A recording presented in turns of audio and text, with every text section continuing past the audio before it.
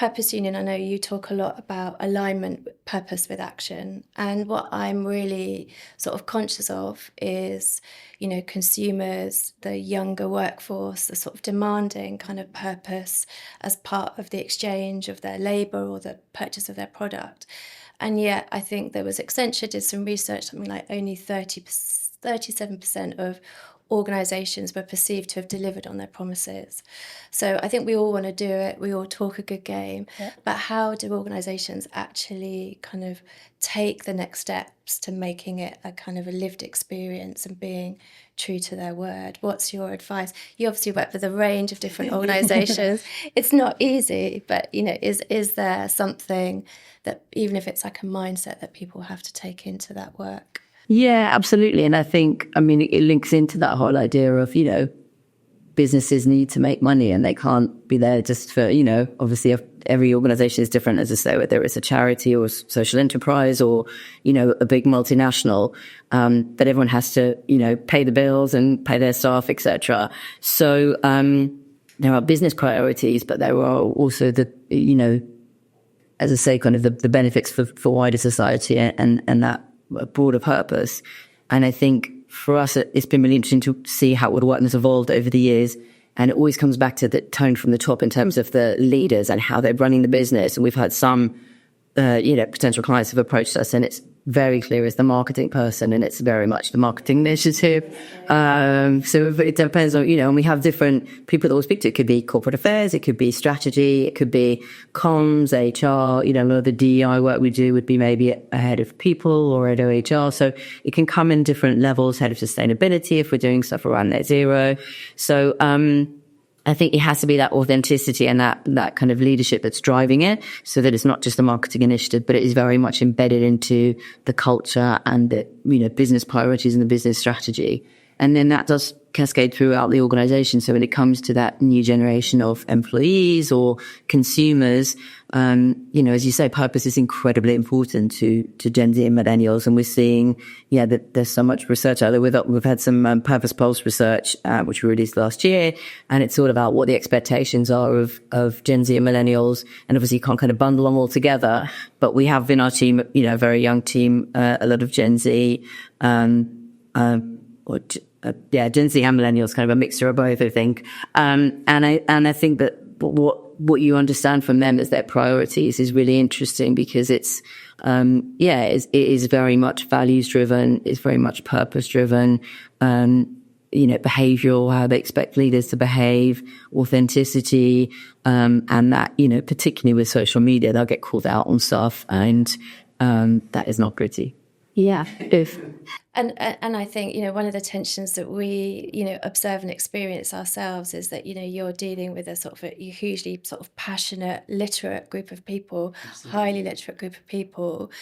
And yet somehow you have the experience of running the business and knowing at some point there are trade-offs that you have to make. And there can often be, like we observe, some tension in purpose-led organisations where everybody wants the same outcome, but the route to getting there or the speed just perhaps doesn't fully align. And I wondered if you had any thoughts about sort of, you talked about the authenticity from the top. And I think one of the problems that leaders have is like there's just so much to consume, and this sort of expectation that you're knowledgeable about everything.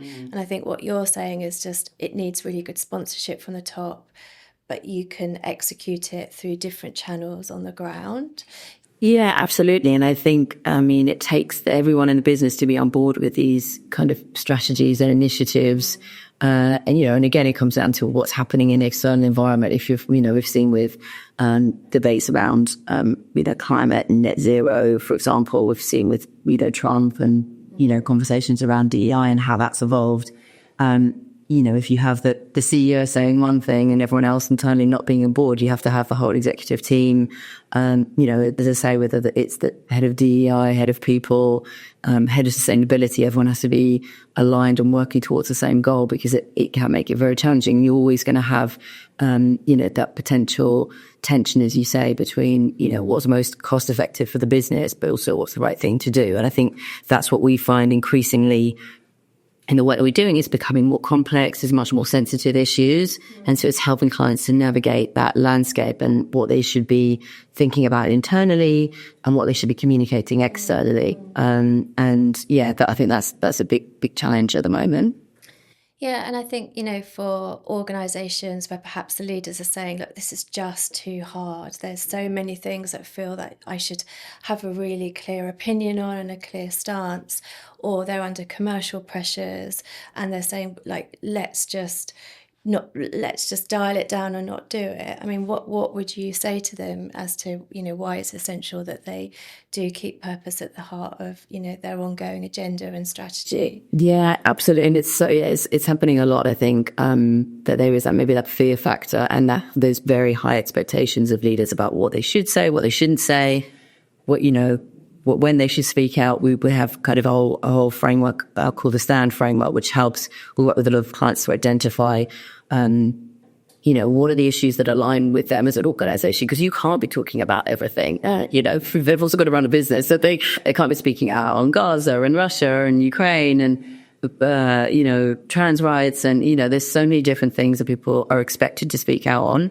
So it's a kind of an assessment of, okay, what are the most important issues for you as business, for you personally as a leader, for your employees, and then determining when they should be speaking out. If they're posting about, Black Lives Matter or International Women's Day, but then internally their policies and the way they treat their staff or externally how they behave isn't congruent, then, that throws a whole lot of problems in the air. So I think it's about, it's about really making sure that they're clear on when they should be speaking out, and how they want to communicate that.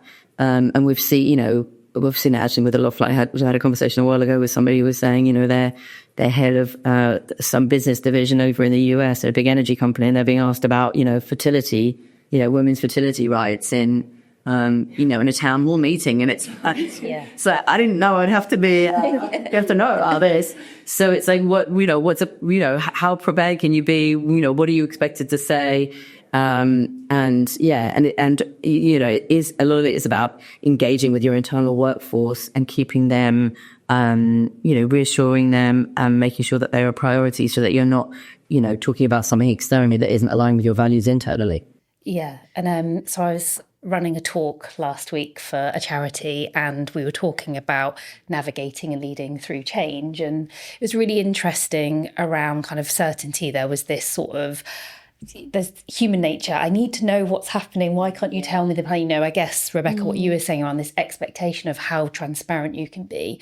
But something that really stuck with me was some of the team saying, do you know what? I just don't feel safe in the world right now, and I need to feel safe at work. Yeah. So I guess there is kind of like how striking that balance between, like, maybe you're not speaking out publicly, but you have to acknowledge what's happening in the world within your sort of employee ecosystem. So kind of, is some of the work that you're doing kind of really supporting leaders in kind of like actually how you show up will affect how your teams feel about you as a leader? Absolutely. And then because of that, because it's such a unsafe and uncertain world, and the issues, as I say, particularly with sort of Trump in the US, but that's filtered through over to the UK as well, and the rest of Europe, and organizations, like how employees feel, whether they feel safe or comfortable or included in the workplace or listened to. It's so important, to kind of create these, dialogues where basically it's ensuring that leadership is listening to its employees and hearing them and making them feel, valued and understood, because it's so crazy out there. That's the one place where they need to feel like a bit of sanctuary, I suppose. Yeah, super interesting, the theme of safety, because I think that is something that leaders have got 100% influence and control. So you just mentioned a sort of a framework for thinking about these things, which would be perhaps interesting for our listeners to understand. But one of the ways that we sort of think about it is like, what's in your span of control, what's in your span of influence, and what's in your span of interest. And when I have to make decisions really quickly, I'll kind of go, okay, where is it? And I was asked to have an opinion on something that that is probably not suitable for this podcast, but it's in my zone of interest. It's not in my zone of control. So therefore, my response to that person is really different. But I think sort of looping back to safety, like for me, Lou knows knows if she's smiling, she knows what I'm going to say. Just like the kind of the body intelligence, the nervous system intelligence of organisations is so important, and it's so poorly understood. And if you don't have a culture of safety, one of the, as an individual or as a collective, those capabilities to solve problems, to be creative, to create connection, they're the first things to go offline. Yeah. So, it doesn't serve your end goal if you're not taking care of that in a really conscious way. And I think the work around purpose, in a way, like you say, just as an organisation, pick one thing. For some of our organisations, their purpose is very clear to see. But, there may be a commercial organisation and they don't know where to start with this. It's kind of pick one thing, be authentic, make it care, and do it well. Yeah, absolutely. And also just be consistent about it and stick to your values. I think, as guys we've seen with DEI, a lot of organisations, and obviously there's the, potential illegal implications of, US-based companies where they have to abide by law and change, titles of people or call it inclusion rather than diversity.